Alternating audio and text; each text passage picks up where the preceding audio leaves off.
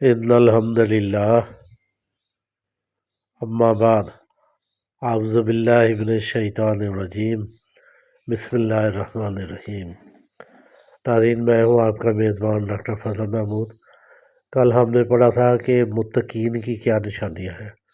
وہ غیب پر علم رکھتے، ایمان لاتے ہیں اور اللہ کے نبیوں پر، اللہ کی کتابوں پر، فرشتوں پر، روز آخرت پر ایمان رکھتے ہیں، نمازیں قائم کرتے ہیں اور اللہ تبارک و تعالیٰ نے ان کو جو رزق دیا ہے اس میں سے وہ اللہ کی راہ میں خرچ کرتے ہیں۔ آج ہم نے اس کے بعد آگے اور پڑھنا ہے۔ ان الذین، بے شک وہ لوگ، ان بے شک، الذین وہ لوگ، کفروا جنہوں نے کفر کیا، سواء برابر ہے، علیہم ان کے لیے، انذرتہم، کا مطلب ہوتا ہے کیا یا چاہے، انذرتہم چاہے آپ ڈرائیں ان کو، ام لم یا نہ ڈرائیں، تنذرہم یا نہ ڈرائیں ان کو، لا یؤمنون نہیں وہ ایمان لانے والے۔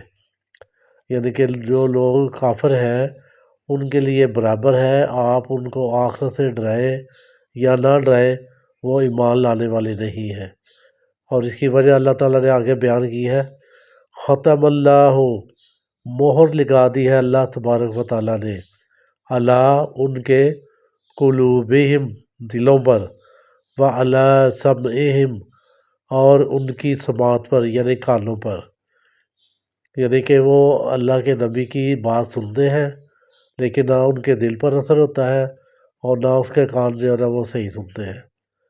وعلی اور اوپر، ابصارہم ان کی آنکھوں کے، غشاوہ پردہ ہے، وَلَهُمْ اور واسطے ان کے، عذاب عظیم عذاب ہے دردناک۔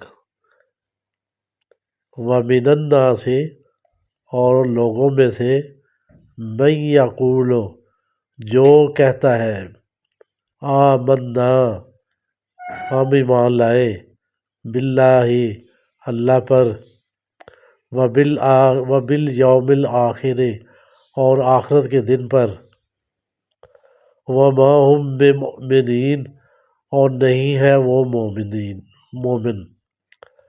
اس آیت میں اللہ تعالیٰ نے بیان کیا ہے کہ لوگوں میں سے کچھ ایسے ہیں جو کہتے ہیں کہ ہم ایمان لائے اللہ پر اور آخرت پر، لیکن وہ دل سے ایمان نہیں لائے، وہ منافق ہیں، وہ مسلمانوں میں مل جل کر رہتے ہیں، ان کے ساتھ اٹھتے بیٹھتے ہیں اور ان کی کوشش یہ ہوتی ہے کہ ہم مسلمانوں کی جو بھی کوئی اہم خبر ہے نا وہ کافروں کو دے تاکہ وہ اس کو مد نظر رکھتے ہوئے مسلمانوں کے خلاف کوئی لاہ عمل اختیار کرے۔